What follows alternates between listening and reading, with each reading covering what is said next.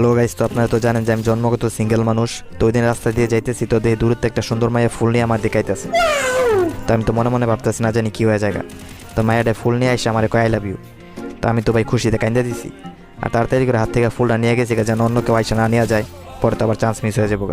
তো আমি ফুলটা নিয়ে কই আই লাভ ইউ টু, আর জড়াই ধরতে যাবো ভাই এই মুহূর্তে মায়ে কয় সরি ভাই, এর একটা প্র্যাঙ্ক ছিল, ওই যে ক্যামেরা আপনার বলদ বানাইছি। ভাই বিশ্বাস করেন এরকম খারাপ লাগছে ভাই, মন চাইছে আর পাঁচটার মধ্যে কষা একটা উষ্টা মারি ভাই। Are you comedy me? अभी तो पार्टी शुरू हुई है।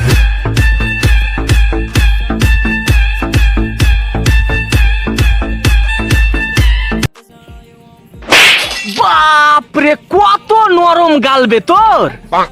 নরম গাল, মার মার মার আরেকবার মার। বাপরে কি মাখিস বে গালে, নরম কত বে।